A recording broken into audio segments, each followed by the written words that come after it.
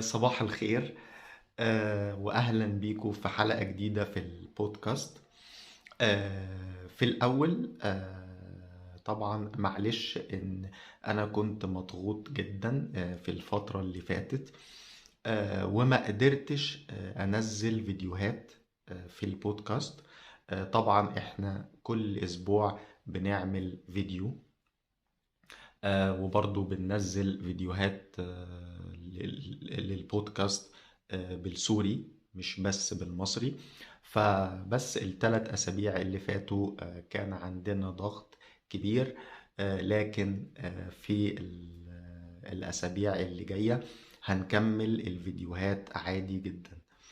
آه، فيلا بينا نبدأ الفيديو بتاع النهاردة.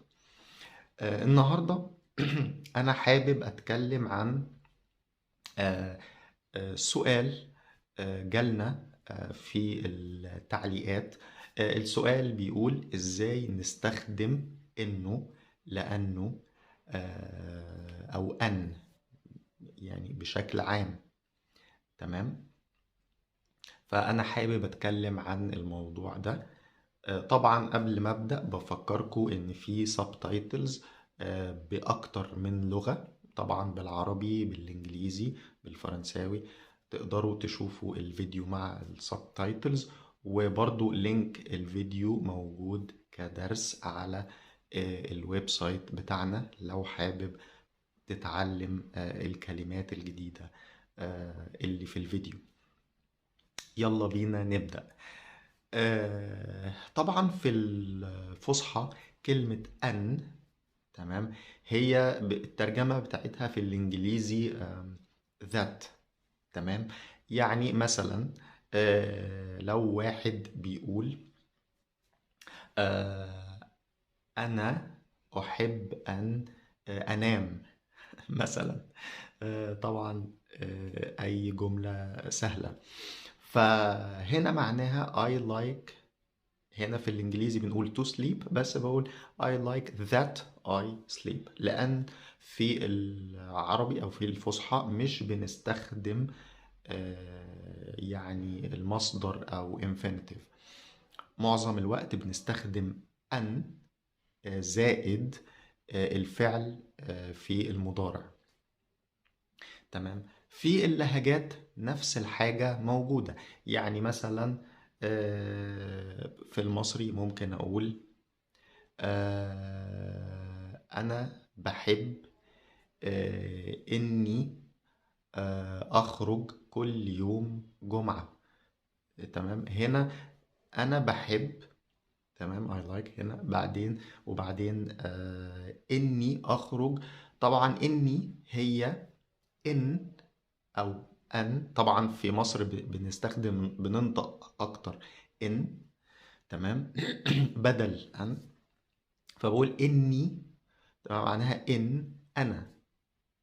طبعا هنا أنا كاتب الاختصارات مع الضماير. يعني إن أنا إني، إن هو إنه، إن هي إنها، إن هما إنهم، إن أنت إنك، إن أنتي إنك، إن أنتوا إنكوا.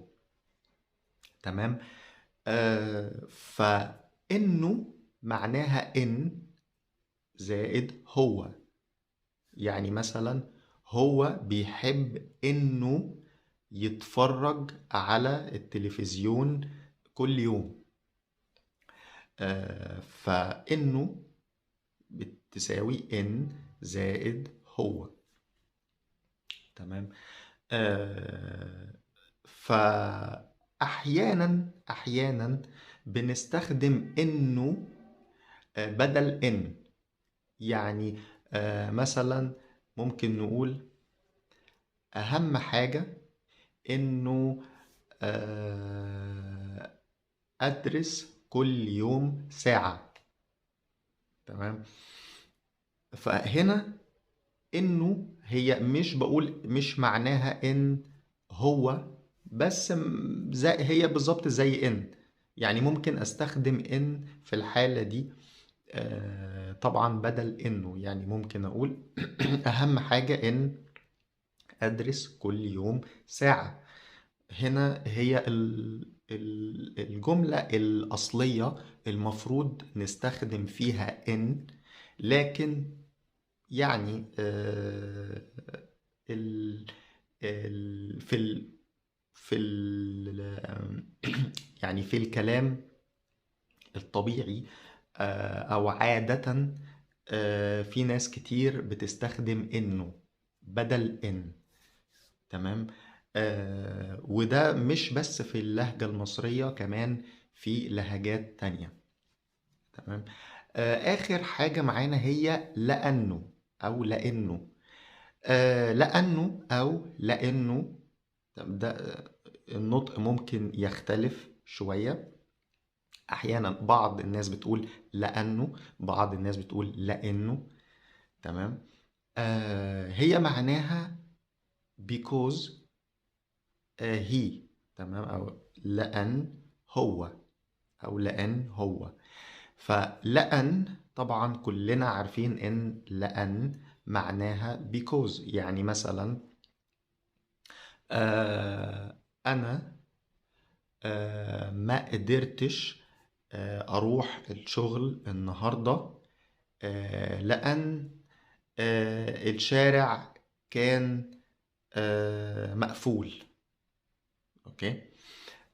فهنا يعني لأن معناها because، ودايما لأن بيكون بعدها جملة.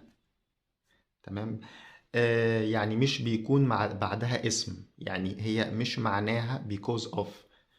يعني مثلا لو أنا عايز أقول هو منزلش النهاردة من البيت بسبب المطر. هنا because of، اللي هنا المطر أو the rain. لكن ما أقدرش أستخدم لأن أو لأنه. لأن أو لأنه لازم نستخدم بعدهم جملة كاملة. يعني هو منزلش النهاردة لأن الدنيا كانت بتمطر. تمام. فأحيانا بنستخدم لأنه بدل لأن، برضو زي إنه بدل إن.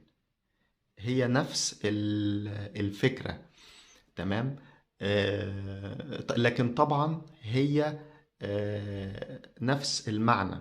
يعني هنا مش قصدي أقول because he، لا، لكن هي معناها because بس. يعني مثلا ممكن أقول آه، آه، هو بيجي الشغل كل يوم بدري لأنه بينام بدري كل يوم. تمام. هنا هي معناها because he. تمام. لكن ممكن أستخدم في جملة تانية مع يعني يكون معناها because بس. يعني مثلا هي راحت السينما النهاردة لأنه النهاردة أول يوم لعرض الفيلم الجديد. تمام. يبقى هنا ممكن أقول لأن النهاردة أول يوم لعرض الفيلم الجديد. فهنا أن ولأن ولأنه هنا في الحالة دي استخدمناهم بنفس المعنى. طبعا أنا آسف لو الفيديو كان طويل، لكن هو أنا عارف أنه ولأنه دي يعني كلمات بتلخبط ناس كتير.